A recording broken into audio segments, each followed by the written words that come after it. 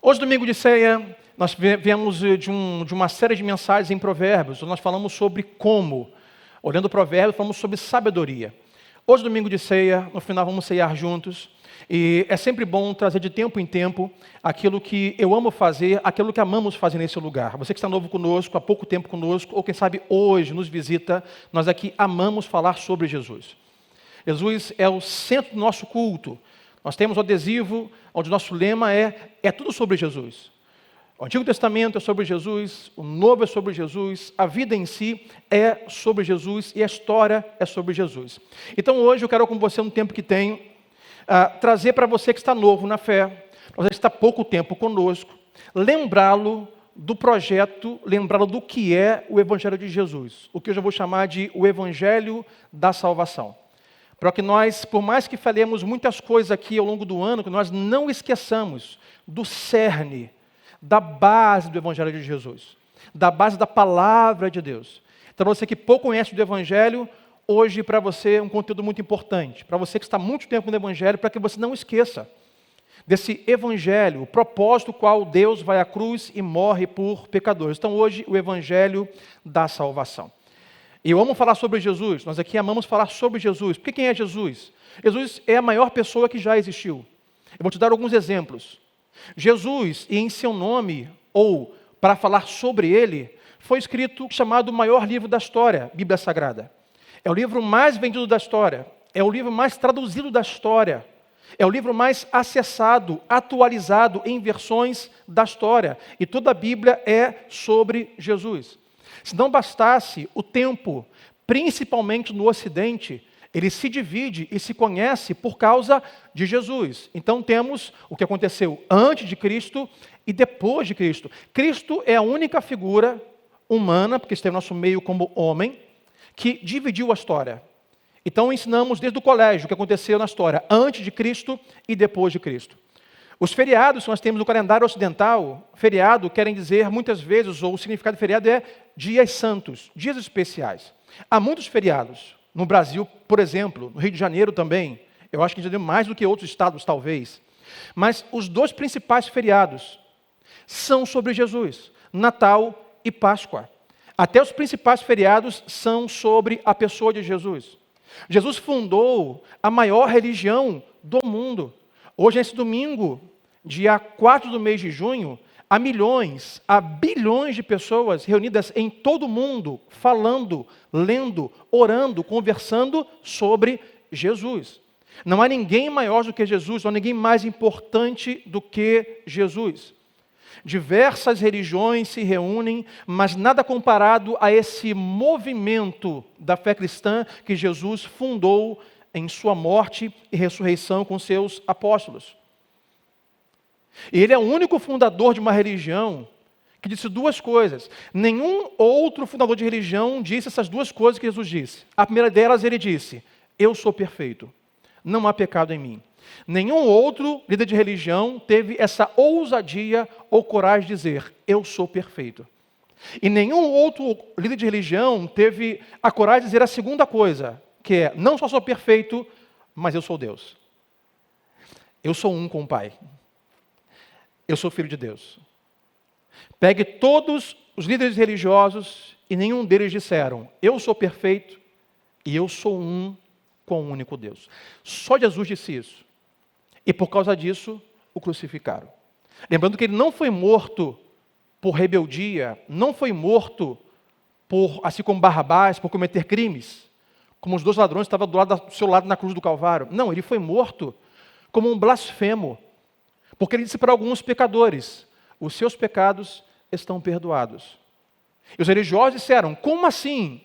Só Deus perdoa pecados. Ora, se ele diz: seus pecados estão perdoados, ele está dizendo que ele é Deus. Isso é blasfêmia, por isso o crucificaram. Mas ele disse: eu sou perfeito e eu sou Deus. Por causa disso, levaram a cruz, crucificaram e o colocaram em uma cova. Numa sexta-feira. Mas você conhece a história. Crendo ou não, já ouviu sobre isso. Para comprovar que ele não é mentiroso, não é homem, filho do homem para mentir, nem filho do homem para que se arrependa, domingo pela manhã, um domingo como esse, diz que foram lá cuidar do seu corpo, a pedra estava rolada e ele estava vivo. Como quem diz, eu não avisei? Eu não falei que eu sou perfeito? Eu não disse que eu sou Deus? Quem poderia ressuscitar? Me cite aí um líder religioso que morreu e está vivo. Só um. Jesus é o maior. Jesus é o único. Ele de fato é quem disse ser. E se ele diz que ele é perfeito, e ele é um com o Pai, ou ele é Deus, a questão que já pensamos aqui é, como você está em relação a isso? Se você crê, se você concebe, número 1, que Jesus foi perfeito, e segundo, se você crê e concebe que de fato ele foi o Deus encarnado, que ele não está morto como os demais religiosos, mas ele está vivo à destra do Pai. O quanto você crê, o quanto você concebe nesta verdade. Jesus foi aquele, falando sobre Jesus um pouco para você que conhece pouco sobre Jesus, aquele que fez grandes coisas, grandíssimas coisas. A Bíblia e a história contam sobre os seus feitos. Agora, ele fez muito tendo pouco. Jesus não teve muitos recursos. Ele veio de uma cidade pequena. Ele não teve dinheiro, não tinha graduação, não tinha pós-doutorado em nada. Ele não criou para si livros, mas escreveram sobre ele. Ele não fundou uma editora para publicar os seus sermões. Ele não tinha uma carteira de investimento na XP. Ele não abriu uma startup. Ele não andava com seguranças particulares. Ele não teve a graça que muitos têm aqui de ter uma esposa. Não teve a graça de, por exemplo, ter filhos. Mas, além de não ter muitos recursos, ele teve muitos obstáculos. Ele lidou com pessoas doentes, endemoniadas, mentiram sobre ele, caluniaram e inventaram histórias sobre ele, o traíram como Judas e outros, o negaram como Pedro, o prenderam. Muitas vezes sentiu sozinho, como lá no Getsêmani, antes da crucificação, com seus 3 principais amigos que o deixaram e dormiram, ele sentiu só. Não só não teve muito recurso, mas teve muitos obstáculos. E não obstante isso, toda a história é sobre Jesus. Toda a Bíblia é sobre Jesus. Tudo que importa, céus e terra, é sobre Jesus. E é sobre Jesus que hoje eu quero conversar com você.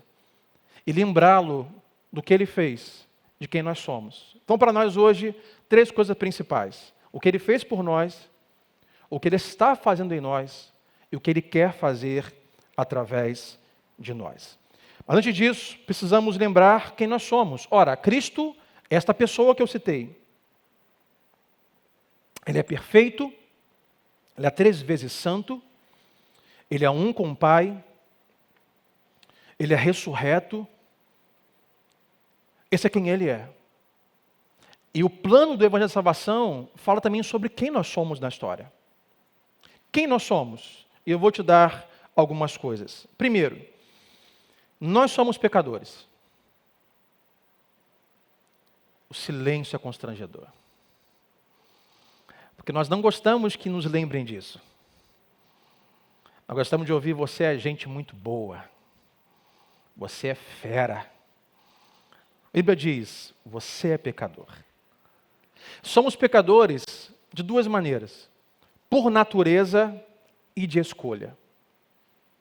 Nós nascemos pela semente do pecado. Adão e Eva pecaram, portanto, Paulo vai dizer em Romanos 3:23 que todos pecaram e destituídos foram da graça, da presença, da comunhão de Deus.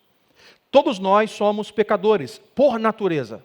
Isso independe se você concorda, se você concebe ou não. Você e eu, nós somos pecadores. Agora, além de pecadores por natureza, nós somos pecadores por escolha. Por exemplo, somos pecadores por pensamento. Nós pensamos e temos pensamentos que desagradam a Deus. Nós pensamos coisas que são pecaminosas. Mas não só pensamos, nós temos palavras pecaminosas. Não levante a mão quem um dia se arrependeu de ter dito algo e diz assim: poxa, não era para ter dito isso. Não era para ter usado esta palavra, esse tom de voz, nesse momento. Você pecou, eu peco, nós pecamos. Pecamos em Pensamentos, pecamos em palavra e pecamos em ação. Pensamos pecaminosamente, falamos pecaminosamente e agimos pecaminosamente. Temos gestos que não só ferem a Deus, mas ferem o nosso próximo, que nos ferem. O pecado, como diz Davi, diz, quando é confrontado pelo seu pecado, Davi diz, Senhor, contra ti pequei, tão somente contra ti, Senhor, eu pequei. Todo o pecado, ele é primeiro contra Deus, e depois contra o próximo, e contra nós mesmos. Então pecamos de pensamento, de palavra, de ações, e também pecamos por motivação. Porque às vezes tem pessoas que fazem a coisa certa, mas com a motivação errada. Nós algumas vezes somos manipuladores. Nós muitas vezes somos dissimulados, desde criança. Ah, que bonitinho, olha lá, que gesto bonito, mas a motivação é manipuladora, a motivação é invejosa, é ciumenta, é gananciosa. Então pecamos até quando fazemos coisas boas, quando o nosso coração é pecaminoso.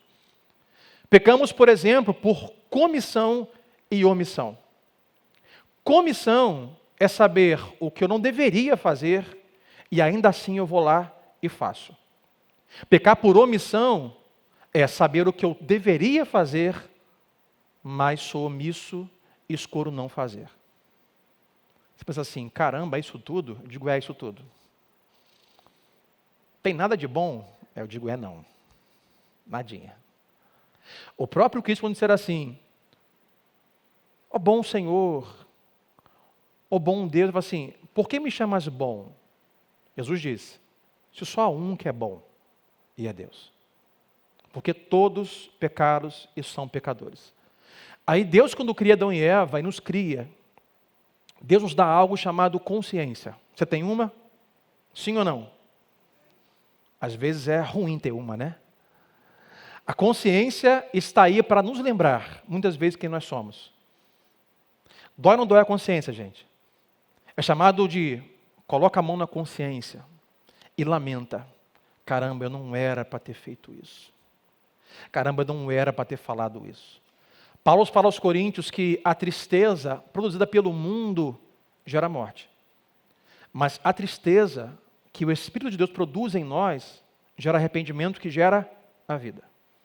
Se há uma consciência que muitas vezes é condenativa, ou um alerta de quem nós somos, pecadores, também o é quando estamos em Cristo, somos salvos em Jesus. Isso não muda.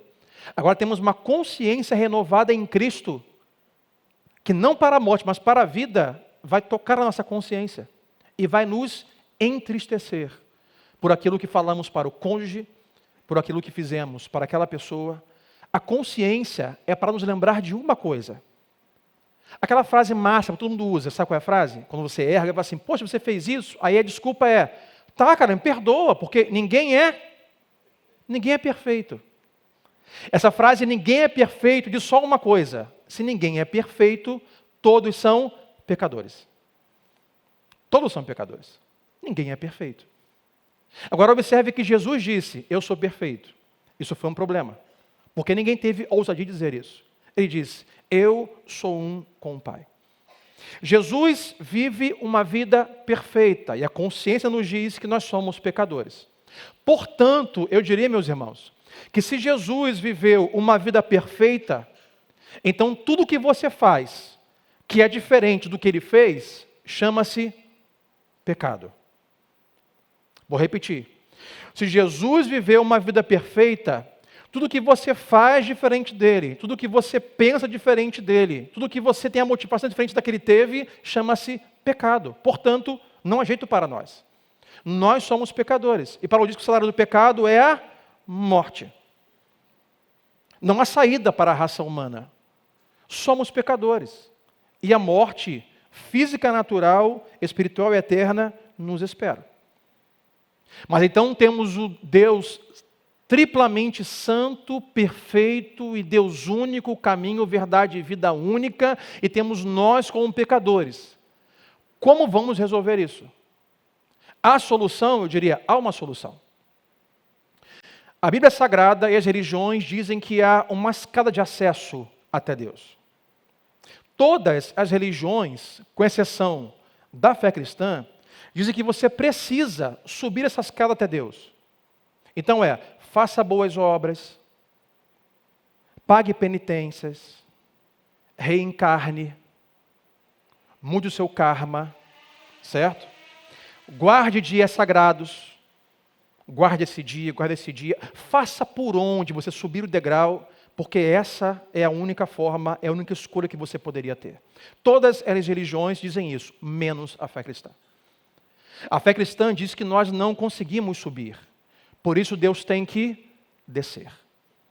A fé cristã ensina que então nós não subimos, é Deus quem desce. Deus Emanuel quer dizer Deus conosco. Deus desce a escada até nós na pessoa de Jesus Cristo.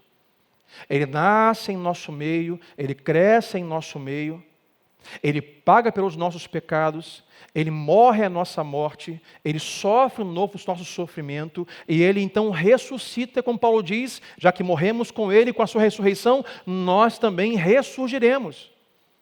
A fé cristã diz que Deus desce até nós. Esse é o Evangelho de Jesus, Emanuel, Deus conosco. Então, qual a solução para o homem em relação à condenação do pecado, que é a morte eterna? A única solução é Deus descendo até nós, nos agarrarmos com fé a esta verdade, nos agarrarmos a esta promessa, porque só assim há salvação para você, para mim e para nós. Então, Deus Santo, nós pecadores, e Deus desce em Cristo na cruz para nos levar para Ele e para fazer com que nós ocupássemos o lugar de adoção e filhos de Deus. Como Deus faz isso? Então, para nós, 3 coisas. Vou repetir: o que Deus já fez por nós, o que está fazendo em nós e o que é fazer através de nós. Então, pega a sua Bíblia, número 1. O que Deus fez por nós. Deus trabalha por você. Eu diria, Deus trabalhou por você. Romanos 5, versos 6 ao verso 10, aonde Paulo escreve aos Romanos. Eu diria que a carta do apóstolo Paulo é o ápice, é o cume, é a principal carta do apóstolo Paulo em relação à salvação pela fé. Romanos 5, 6 a 10. Paulo diz que Deus trabalhou por você. Como foi isso? Olha o verso 6, verso 5, 6, perdão. De fato, no devido tempo, quando ainda éramos fracos, essa NVI, algumas versões, ainda éramos pecadores. O que Cristo fez? Cristo morreu. Olha o tempo do verbo, passado. Ele morreu pelos ímpios, morreu pelos pecadores. 7. Dificilmente haverá alguém que morra por um justo. Pelo homem bom, talvez alguém tenha coragem de morrer. Mas Deus demonstra o seu amor por nós. Em que Cristo morreu em nosso favor quando nós ainda éramos pecadores. Como Cristo demonstra o seu amor por nós, morrendo na cruz do Calvário. Então, um Deus santo morre por pessoas não santas, um Deus bom morre por pessoas não boas, um Deus perfeito morre por imperfeitas. E eu diria, você não tem que ser perfeito. Você não precisa ser bom, só precisa ser amado. E receber este amor que tem como prova a cruz de Cristo. Versículo 9. Como agora, observe o que ele diz. Paulo diz, agora fomos justificados pelo seu sangue. Então, permita-me aqui. A salvação, meus irmãos, não está na linha de chegada. A salvação está na linha de partida. Paulo diz, agora vocês já foram justificados. Então nós não fazemos por onde sermos salvos. Então somos salvos e por isso fazemos por onde. Jesus já nos justificou na cruz do Calvário. Tendo nós fé para crer e tendo feito a confissão de fé em uma fé que Ele nos deu, então seremos salvos e justificados. Então a salvação é o ponto de partida da vida cristã e não a linha de chegada. A linha de chegada é a sua coroação e o seu galardão. Como agora fomos justificados por seu sangue, muito mais ainda seremos salvos da ira de Deus por meio de Cristo. Ou seja, existe uma ira. E quando falamos sobre o Evangelho da Salvação, é uma decisão a se ter. Se vamos fazer e crer e confiar que Jesus levou sobre si a ira de Deus por nós, ou se vamos no último dia receber a ira de Deus como um castigo. Mas o que Paulo diz é, existe uma ira de Deus que não é agora. Agora é graça. É consequência pelos nossos atos. E um mundo caído, portanto doenças, tempestades, epidemias. Mas haverá um dia em que a ira de Deus virá sobre todos aqueles que não creram em Jesus como Salvador. Aqueles que não reconheceram que o Deus vivo encarnado desceu para nos salvar.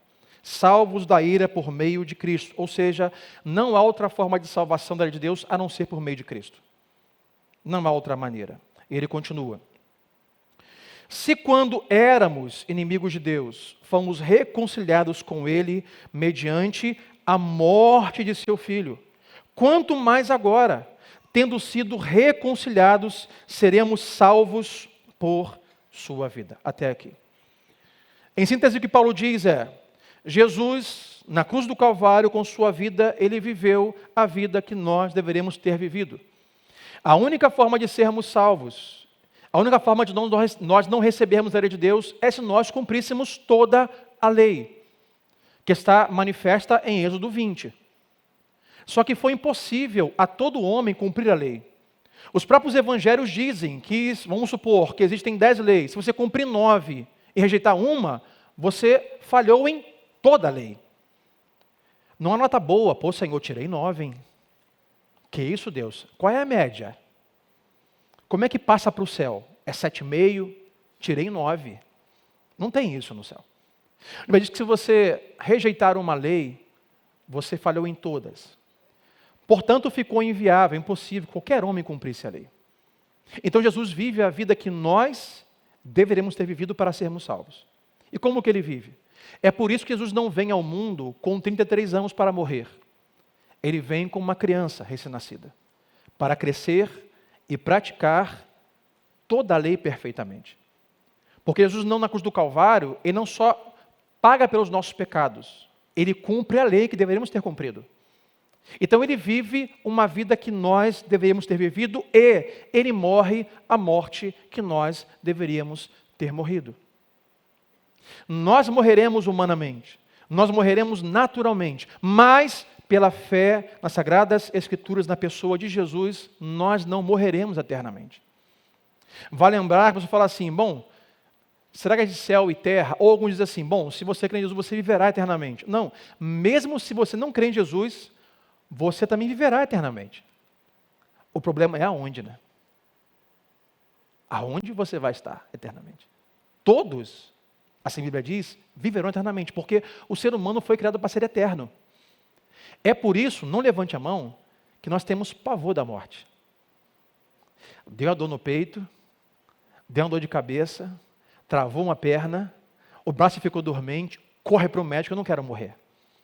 Nós temos pavor da morte, porque nós não fomos criados para morrer. Nós fomos criados para ser eternos.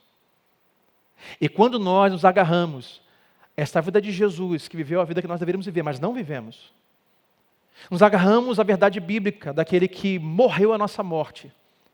Então, o castigo que nos traz a paz estava sobre ele. Qual é o castigo? A morte. Por um tempo, por alguns minutos, Jesus experimentou a nossa realidade, que é de afastados de Deus. Na cruz do Calvário, por nossos pecados, ele sentiu o pavor que é a desconexão com Deus. Ele disse, Deus meu, por que me desamparaste? Nesse momento, Jesus sentiu o que é estar em desconexão com o Pai. Mas no final, ele pagou o preço e disse, Deus, Pai, está consumado. O que eu vim fazer está concluído. Em tuas mãos, eu entrego o meu espírito. E nesse momento, a morte que era sua, a morte que era minha, está imputada no Filho de Deus. Isso é maravilhoso demais saber e crer. Porque é tudo sobre Jesus. Está tudo sobre Jesus. Não há outra forma de uma conexão de um Deus santo a nós pecadores. Não há como nós subirmos até Deus. Não há nada que façamos que nos torne alguém capaz de habitar com um Deus santo, puro, legítimo e perfeito. A única forma é se Cristo imputar a sua santidade e vida em nós. E quando Deus olha para você, Ele vê a cruz e o sangue de Cristo derramado para a sua vida naquele dia. Nós somos pecadores, mas graças a Deus que fez tudo por nós. E a grande boa notícia, a má notícia é, você é pecador. A boa notícia é, Deus enviou o seu Filho, que viveu a nossa vida, que morreu a nossa morte, mas melhor ainda, ao terceiro dia, Ele ressuscitou e Ele está vivo. Porque se Ele não ressuscitasse, a morte não seria vencida.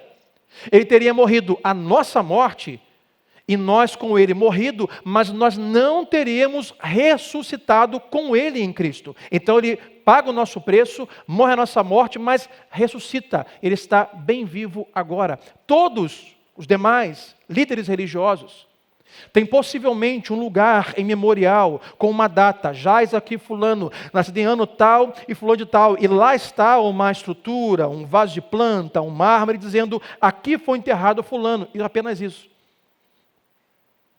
Faça uma viagem, vá a Jerusalém, você encontrará, no caso de Jesus, um túmulo completamente aberto. Dito assim, Ele não está aqui, Ele ressuscitou. Por que vocês procuram entre os mortos aquele que vive e reina para sempre, diz o anjo para as mulheres? Ele está vivo. O Evangelho da Salvação, número 1, fala sobre o que Ele fez por nós. Em resumo, nós não podemos fazer, nós não podemos nos garantir, nós não podemos nos salvar.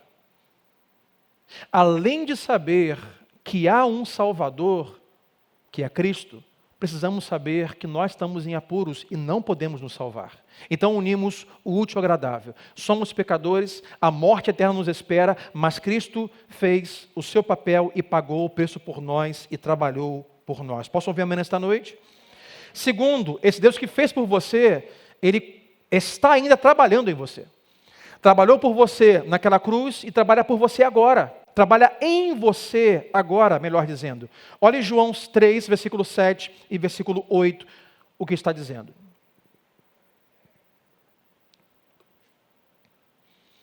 O próprio Jesus diz assim, não se surpreendam pelo fato de eu ter dito, é necessário que vocês façam o quê? Que vocês nasçam de novo. Ou seja, paguei o preço por vocês, fiz o que vocês não poderiam fazer. Eu desci do Pai, porque não há como subir. Vivi a vida que eu deveria ter vivido, morri a morte, que era para vocês terem morrido, ressuscitei, mas é necessário que vocês nasçam de novo. O seu primeiro nascimento, o meu primeiro nascimento humano, carnal, ele foi um nascimento em rebelião contra Deus. Nós nascemos como semente de Adão e Eva, nascemos afastados de Deus. Por isso precisamos nascer de novo, como Nicodemos. Como é isso, Senhor? Nicodemos, não é voltar ao ventre da mãe, é nascer de novo do Espírito, pelo Espírito e não da carne. Ainda assim, nascendo de novo, isso não quer dizer que alcançaremos o estágio de perfeição. Nascer de novo em Cristo pela fé, sou alguém novo, porém alguém ainda não perfeito. Por isso Deus ainda está trabalhando em mim. Deus ainda está construindo em mim. Novo, não perfeito, mas se tornando mais parecido com Jesus. O exemplo de pela manhã eu repito. Quantas coisas nós temos que são novas, porém não perfeitas. E por mais que você ache que encontrou a perfeição em algo, logo, logo você descobre que estava enganado. Olha, achei a televisão perfeita. Achei o cabeleireiro perfeito. Olha meu cabelo, amor, ficou lindo. Achei a manicure perfeita. Agora sim as coisas vão andar. Achei o dentista, achei a loja, achei o utensílio doméstico, achei a academia, achei algo, se encaixa, é perfeito. Espera só um pouquinho. E logo você verá muitas imperfeições. Vai chegar um dia que aquilo não vai funcionar. Sim ou não, meus irmãos?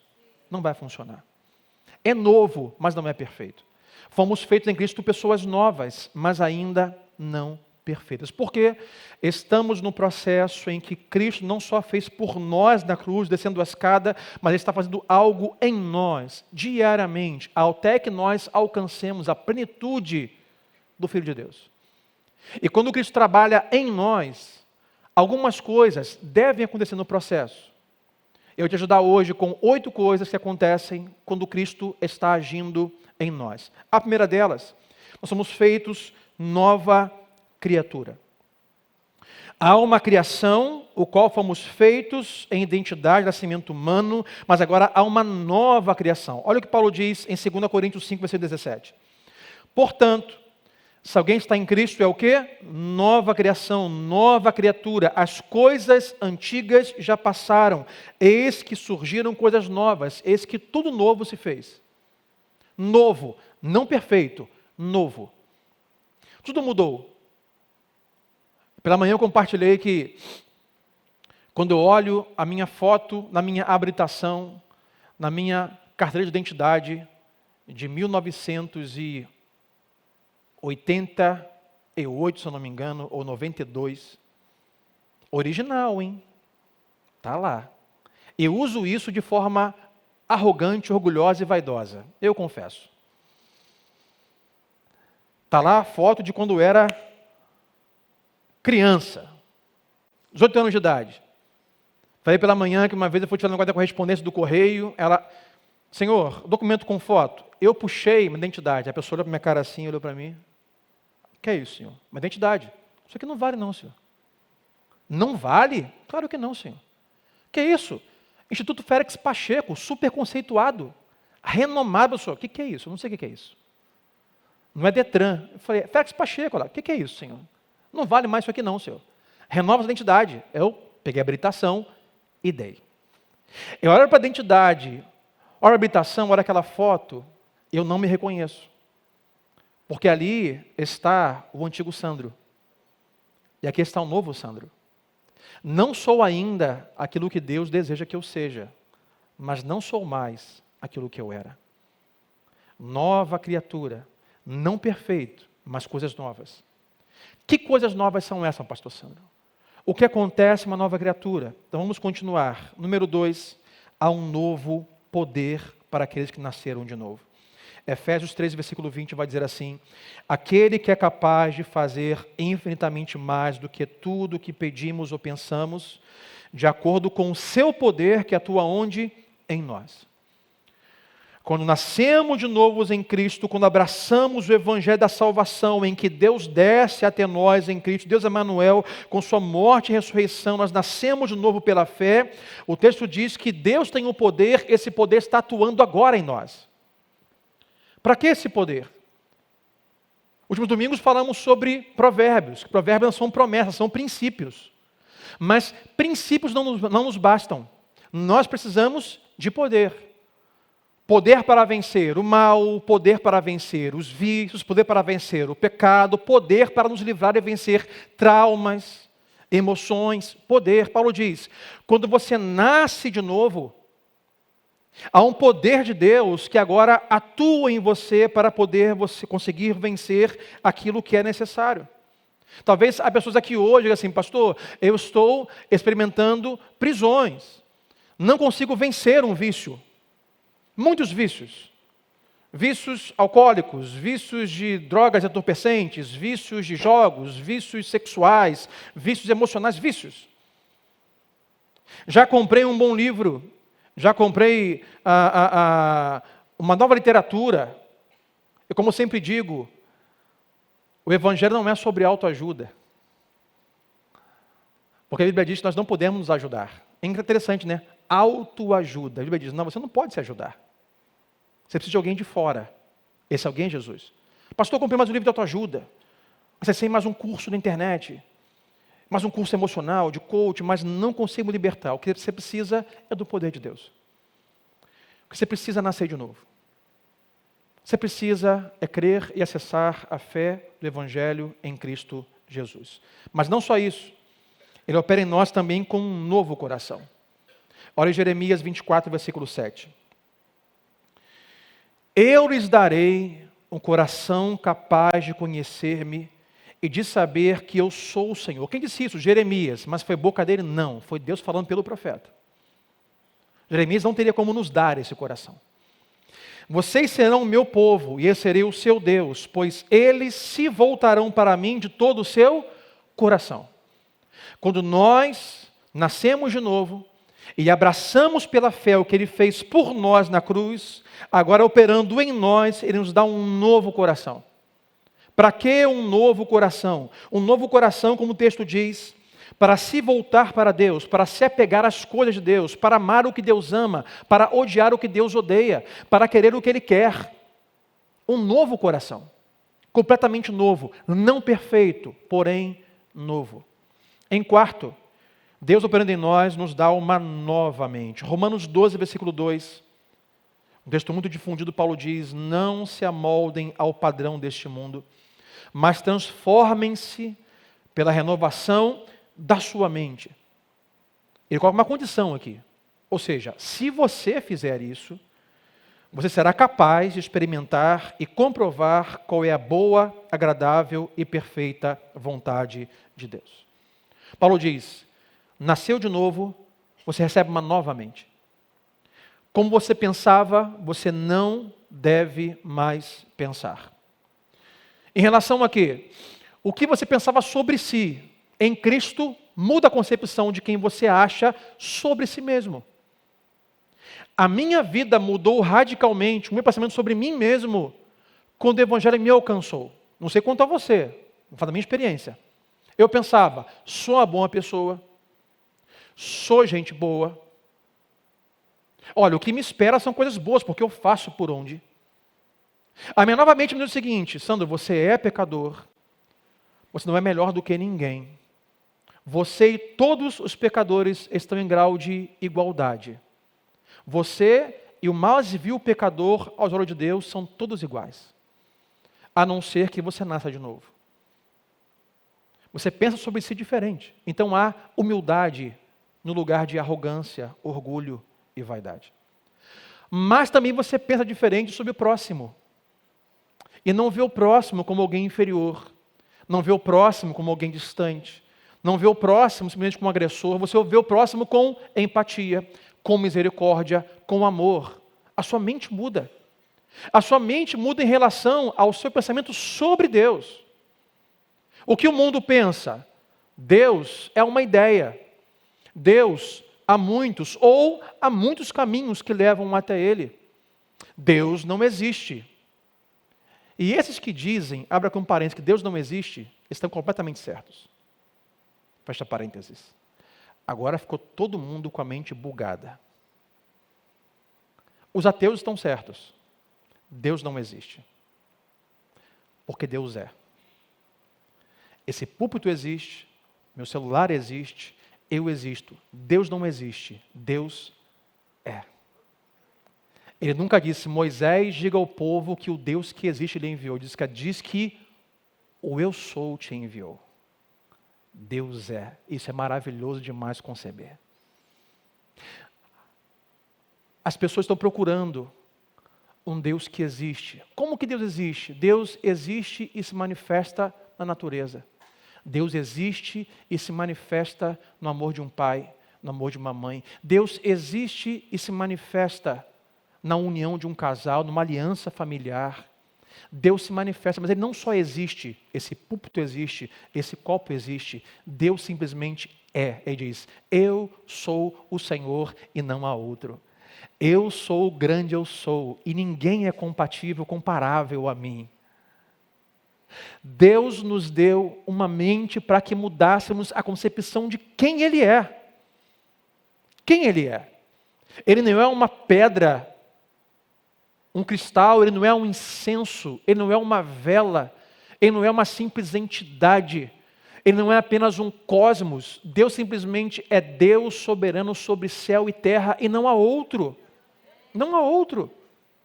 A minha mente muda em relação a quem eu sou, quem Deus é, quem é o próximo, e a minha mente muda, o que Paulo diz: não vos amoldem a mente com os padrões da cultura desse mundo. A minha mente muda em relação à cultura. A cultura caminha para cá, mas a minha mente mudou, eu caminho para o lado oposto. A cultura quer a fama, o reconhecimento, o sucesso, o enriquecimento rápido e cedo. O que eu quero? Eu quero comunhão com Deus. O que eu quero? Eu quero perceber o amor de Deus, quero ser fiel a Deus, quero obedecer a Deus, quero cumprir os propósitos de Deus. A minha mente muda sobre a cultura. A cultura diz, isso é bom. Eu olho a Escritura e digo assim, não, isso é mal. A cultura diz, deseje isso. A palavra de Deus diz, deseje isso. A minha mente muda completamente. Mas, além da minha, novamente, nós temos novas emoções. 1 João 4, versículo 7. Amados, amemo-nos uns aos outros, pois o amor procede de Deus. Aquele que ama é nascido de Deus e conhece a Deus. Ou seja, quando nós nascemos de novo em Cristo, porque Ele fez por nós na cruz, desceu a escada, pagou por nós, trabalhou por nós, trabalha em nós nesse momento de salvação, as nossas emoções mudam. Não mais egoísmo, mas empatia. Não mais vingança, mas perdão. Não mais carreira solo, mas carreira comunitária. Não mais reter, mas compartilhar. As emoções mudam, os sentimentos mudam. Sexto, Ele nos dá uma nova liberdade. Gálatas 5, versículo 1 vai dizer, foi para a liberdade que Cristo nos libertou. O que ele diz é, portanto, meus irmãos, quase que, pelo amor de Deus, ele diria, permaneçam firmes e não se deixem submeter novamente a um jugo de escravidão. Na cruz você foi liberto. Quantas pessoas dizem estar em Cristo, mas ainda estão curtindo a vergonha, a acusação e a condenação por pecados que cometeram? Na cruz do Calvário em Cristo você foi liberto. Paulo fala aos Romanos, já não mais há condenação para aqueles que estão em Cristo. E pessoas que não entenderam que em Cristo receberam poder do Espírito Santo para viverem de forma livre. E ainda se deixam escravos de vícios. E ainda se deixam escravos de sentimentos e emoções, amarguras e não perdão, egoísmo e não compartilhamento. Paulo diz, Cristo morreu na cruz para fazer vocês totalmente livres. Livre do domínio do pecado. Nós somos novos, mas não perfeitos. Ainda pecamos. E eu peco. Mas não estou mais sob o domínio do pecado. Ele não me domina. Agora, em Cristo, eu tenho uma luta entre a carne e o Espírito. A carne quer que eu peque, mas o Espírito quer que eu seja obediente a Deus. Não estou só. Não sou mais dominado pelo pecado, pelos vícios e pelo domínio das trevas. Sétimo, recebemos novos desejos. Gálatas 5, 16 e 17 vai dizer assim. Por isso digo, meus irmãos, vivam pelo Espírito, e de modo nenhum satisfarão os desejos da carne. O que ele diz é, só uma receita para você não satisfazer o desejo da carne, é só se você viver pelo Espírito. Pois a carne deseja o que é contrário ao Espírito, e o Espírito o que é contrário à carne. Eles estão em conflito, um com o outro, de modo que vocês não fazem o que desejam. Deus nos dá na cruz novos desejos. E é estranho dizer isso, porque quando nascemos de novo, temos desejos estranhos, que nós não tínhamos. Antes de Cristo, a fé cristã é bem esquisita. Sim ou não? É bem esquisito. Hoje nem tanto. Mas há um tempo mais antigo era ainda mais esquisito.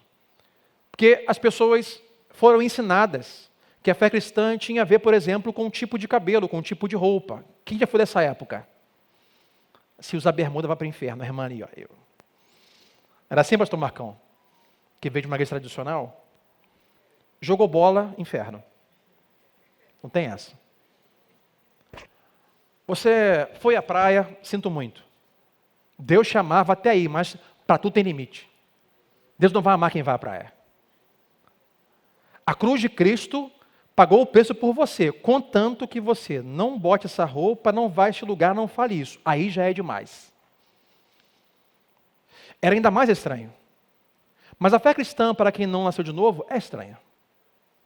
Um sol desse domingo de manhã, todo mundo de biquíni, sunga, short, churrasqueira na mão, picanha no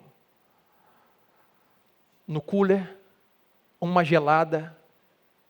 é aquele pessoal arrumado indo para a igreja. E gente esquisita. Eles gostam de ir para a igreja cantar junto. Eles gostam de orar. Eles jejuam. Eles cumprem alguns padrões muito esquisitos à cultura, porque a mente mudou. Novos desejos. O que Cristo faz? O que aconteceu com você, ou espero que tenha acontecido, ou esteja acontecendo, é que nós passamos a amar o que odiávamos e passamos a odiar o que nós amávamos. São novos desejos, completamente antagônicos, diferentes àqueles que nós tínhamos. E por último, recebemos uma nova vida. Colossenses 3, do versículo 9 ao 10. Paulo fala um pouco sobre o padrão dessa nova vida. Meus irmãos, não mintam uns aos outros. Uma nova vida é uma vida não escondida em mentiras, mas uma vida revelada à luz da verdade, porque a palavra dele é a verdade. Não mintam uns com os outros, visto que vocês já se despiram do velho homem, ou seja, tiraram a roupa do velho homem com suas práticas, entre elas a mentira. E se revistam do novo homem, ou seja, de uma nova vida, o qual está sendo, olha o que ele diz, está sendo renovada, continuidade, em conhecimento, à imagem do seu Criador. Em Cristo recebemos um novo estilo de vida que se assemelha ao de Cristo. Então perguntamos, em cada ocasião, o que Cristo faria nesse momento? O que Cristo falaria nesse momento? Não alcançaremos tal perfeição e santidade. Mas temos uma nova vida, não mais escondida na escuridão da mentira, mas revelada à luz da verdade, porque a verdade liberta. Uma nova vida. Não perfeitos, porém novo. Na cruz do Calvário, Deus desce de Jesus e trabalha por nós, nos salvando, nos adotando, nos amando. Com isso, nós não alcançaremos aqui a perfeição. Por isso cantamos Maranata, ora vem Senhor Jesus. Mas enquanto aqui, a expectativa é que o Espírito de Deus em nós nos traga novamente, novo coração, novos desejos, novas emoções, nova criação e uma nova vida. Agora, isso não para aqui. Número 1, Deus trabalhou por nós na cruz. Número 2, Deus trabalhando em nós nesse momento. Mas em terceiro, Deus quer trabalhar através de nós. E aí eu abro um parênteses, porque a ideia do Evangelho da Salvação, de forma de que nós somos o pivôs, então nós escolhemos Deus, nós decidimos ser salvos, nós decidimos amar a Cristo. Esse Evangelho que diz que nós subimos a escada e fazemos por onde, ele pode ser um problema. Porque o que eu quero alcançar eu não quero ir para o inferno, eu quero ir para o céu. Desde criança me ensinaram, céu igual a legal, inferno igual a muito ruim. Então, por esse motivo, eu vou escolher ir à igreja, ser salvo, então eu não vou para o inferno. Consegui o que desejava, estou tranquilo, seguro o meu rol de velho, e eu não quero ir para o inferno. Então, todo domingo, regularmente, eu vou para a igreja. E antigamente, não jogo bola, não vou à praia e nem faço isso, porque eu quero ir para o céu. Isso é um problema. Quando nós entendemos, é como nós entendemos aqui, a teologia da salvação, em que Cristo morreu por nós, Cristo nos deu graça e fé. Paulo diz, a fé não é de vocês, é um dom de Deus. Até a fé que você tem para confessar Cristo como Salvador não é sua, é Deus quem te deu. Ele fez em você. Você não pode subir a escada, por isso Deus desceu. Se nós pudéssemos subir, Deus não precisaria descer até nós. Bastaria fazer boas obras. Então, Deus fez por nós não somos o pivô, Ele é o pivô.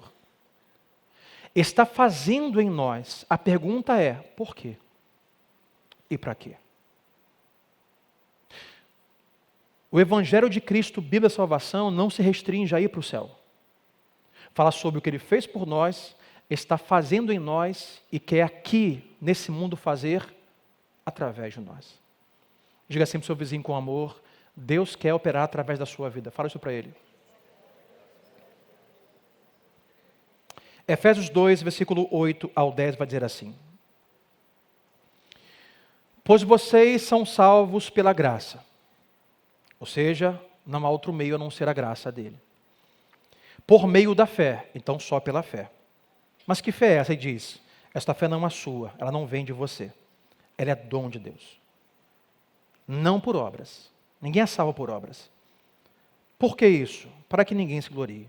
Ou seja, aqui Paulo está dizendo o seguinte, esse texto fala o que Jesus fez por você, trabalhou por você. O que ele fez, desceu, com graça te alcançou, e imputou no seu coração uma fé para crer no seu sacrifício, que ele fez por você. E ele continua no verso 9, verso 10.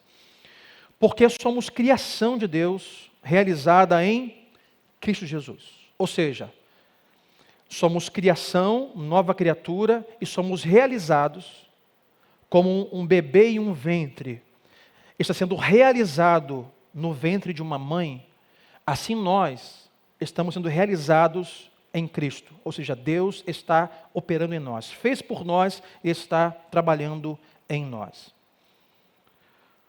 Para que isso aconteceu? Paulo diz, porque Deus nos deu fé para crer e porque está nos gerando em Cristo, para fazermos boas obras, as quais Deus preparou de antemão para que nós as praticássemos.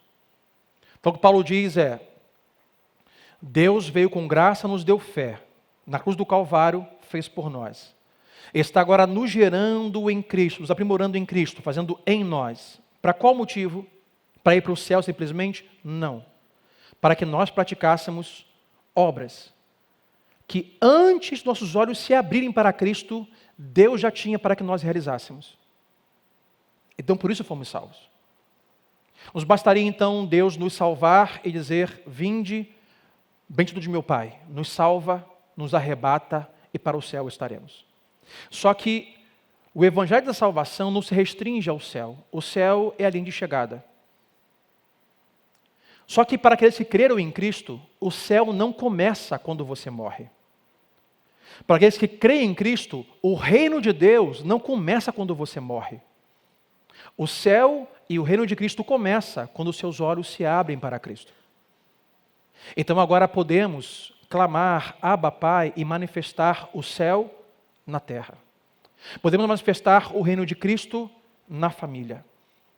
É pensar e dizer, como seria ou como será uma relação nos céus? Chegar à conclusão, praticar isso nas relações aqui neste mundo. Como as pessoas se amarão no céu, então eu vou amar aqui na terra como no céu nós nos amaremos. Como teremos empatia e nos abraçaremos e cantaremos juntos nos céus, eu não tenho que aguardar esse dia chegar, eu posso praticá-lo aqui. É isso que muda a família, a casa, as pessoas e todo o ciclo ao redor. Posso dizer o seguinte, meus irmãos, Cristo desceu dos céus, agraciou vocês com fé, os salvou. E agora está trabalhando em vocês. Para que motivo? Para ir para o céu? Não. Espere, isso vai chegar. Maranata, ele voltará. Mas para que você pratique obras que ele já preparou antes de alcançar você. Alguns teólogos dizem, antes de você nascer, Deus já tinha escolhido você e preparado o propósito da sua vida. E eu diria que a teologia bíblica da salvação é o que faz sentido a ter um propósito na vida. É o que responde, por que nasci? Por que estou nessa família? Por que sou desse jeito? Por que casei? Por que tenho filhos? Por que tenho esses dons? Por que trabalho nessa empresa? Por que tenho essa habilidade? Qual o motivo disso? Propósito. Deus com um propósito maravilhoso, vai dizer o salmista, com um propósito maravilhoso, me geriu, me trouxe a vida. Então o Evangelho de Cristo, a salvação, nos dá uma vida com propósito. Deus fez planos para a sua existência. Deus, com seus planos, tem para você uma família para ter, um casamento para ter, uma esposa para cuidar, marido para cuidar, filhos para criar, pais para obedecer, o qual você foi gerado. Há um propósito em tudo. Você pergunta assim, pastor, eu li a Bíblia e estou confuso. Vem aí o vestibular, vem o Enem. Hoje tem prova da UERJ, né? Pastor, não sei o que fazer. Que concurso público fazer? Bom, o que paga mais é esse, mas o que eu acho mais legal é esse. Eu estou meio confuso, li a Bíblia e não consegui resposta. Não, a Bíblia não tem resposta sobre a sua profissão. Isso é com você. Decida o que vai ser. Mas o que eu digo é, pegue os sinais. Deus colocou sinais em seu coração e em sua mente. O que você ama fazer? O que Deus providenciou que na sua juventude e adolescência você conseguisse cursar e aprender? Será que foi à toa que você fala 3 idiomas? Será que foi à toa que você ama animais? Será que é à toa que você ama pessoas? Será que é à toa que você ama ciência, matemática, números? Será que foi à toa que você conseguiu fazer essa faculdade? Será que foi à toa que Deus te deu dons e talentos? Pegue os sinais. E tendo-os encontrado, pratique. E ao praticar, faça isso com um propósito. Paulo diz, em tudo que vocês façam, como ou bebam, façam para a glória do Senhor. O Evangelho da Salvação é Deus fazendo por nós na cruz, não poderíamos fazer, e a salvação é a linha de partida e não linha de chegada, fomos salvos, justificados. Agora Deus está nos dando um novo coração, novos desejos, mas não simplesmente para nos segurar, para que nós não venhamos a pecar e ficamos como um rebanho aprisionado esperando o céu, vem céu, e mudou o governo, vem céu, e rapaz, o presidente daquele país veio aqui, ó, não está verde não, está maduro, isso é, vem céu. Venha Maranata, não aguento mais. Senhor, quando é que vai vir um céu? Oh, não vou segurar muito tempo mais não, hein? Eu vou perder a estribeira, vou perder a linha. Senhor, volta logo. Não é para isso que fomos salvos. Fomos salvos para manifestar o céu e a glória do reino eterno do Senhor aqui enquanto estamos. Até o dia que nossos olhos se fechem. Mas pela fé em Jesus, eles se abrirão face a face com o Senhor. E lá toda lágrima será enxugada. Não haverá mais dor nem sofrimento. Não espere o céu para viver os planos de Deus. Em Cristo, a vida ganha um propósito.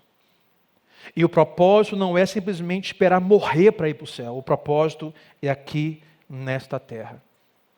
E o bom é saber que no final ainda haverá uma recompensa eterna de galardão. Ora, as obras não salvam, mas fomos salvos para fazer boas obras.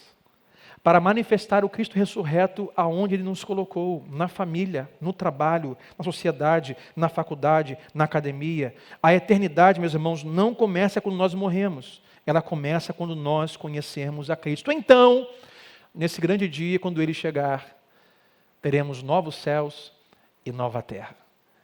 Esse mundo jaz no maligno, esse mundo vai de mal a pior. Não espere um governo que dê jeito no mundo.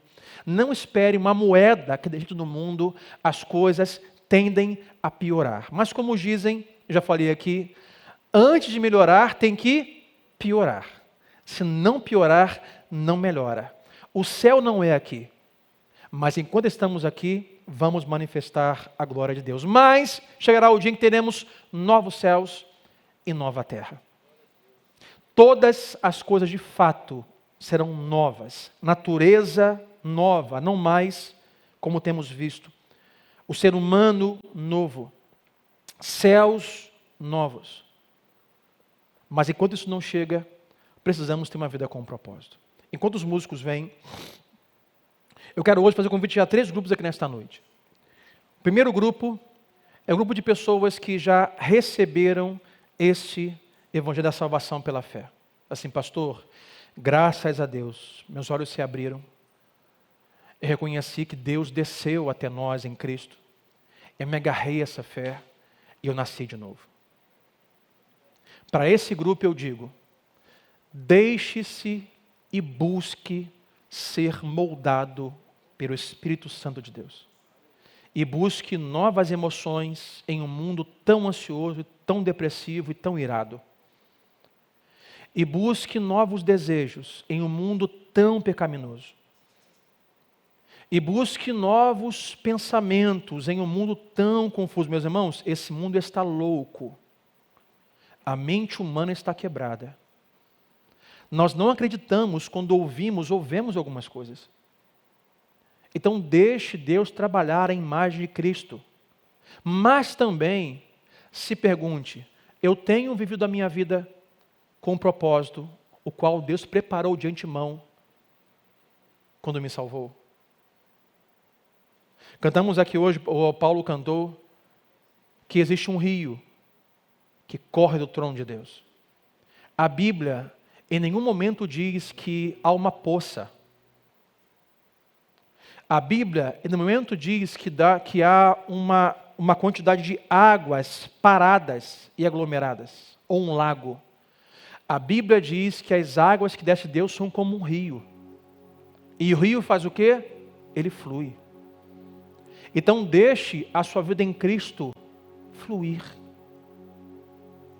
Se você é salvo em Jesus, procure e diga, Deus, quais são as obras que o Senhor preparou de antemão para que eu as praticasse antes de me dar a fé para ser salvo e nascer de novo, para você que é crente. E busque realizá-las, não como perfeição, mas de forma nova. O segundo grupo, que sabe estar nesta noite, são pessoas que um dia tiveram comunhão com Cristo, que um dia andaram com Cristo. Ah, mas a vida. Ah, mas os meus pais. Ah, mas a igreja. Eu fui ferido. Ou desejei viver a minha própria vida. Pessoas que têm menção bíblica daquele filho pródigo. E se afastaram de Deus. Diga assim, eu farei do meu jeito. Deus tem obras para mim, mas eu prefiro decidir que obras farei. E com isso, deixar a comunhão com Deus. Se é o seu caso hoje, se você não naturalmente, mas de forma figurada, na sua vida, olhar para trás, você verá que, quem sabe, se afastou de Deus, mas não o suficiente para que não possa hoje estender as mãos para você e te alcançar. Mesmo quando estamos em Cristo e decidimos uma vida afastar de Deus, ainda assim Deus não nos abandona. Porque uma vez estando em Cristo, tem uma promessa sobre nós. E ela é, eu jamais te abandonarei. Apenas recebemos o pagamento pela tolice que falamos aos domingos passados. Tolice de andar sozinho, tolice de desobedecer a palavra de Deus, tolice de achar que é autossuficiente, e com isso, sofremos. Mas Deus nunca te abandonou. Então hoje, volte-se para Deus e diga assim, Deus, eu quero voltar ao propósito o qual o Senhor me salvou naquele dia. Há um terceiro grupo, que sabe que hoje está aqui pela primeira vez ou não, que já ouviu alguma vez ou nunca ouviu o Evangelho da Salvação. Dizer a você que Deus já desceu até nós em Jesus. Que Ele já morreu pelos pecadores. E tudo isso muda quando você clama, quando você roga e diga a Deus, dá-me esta fé para crer na tua salvação. Então, graciosamente, Deus lhe dará fé, os seus olhos se abrirão.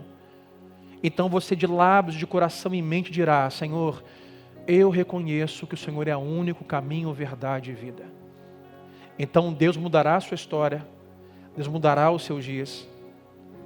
Então, a ira de Deus, que está ainda sobre você, será lançada sobre Cristo, e agora a salvação dele estará sobre você.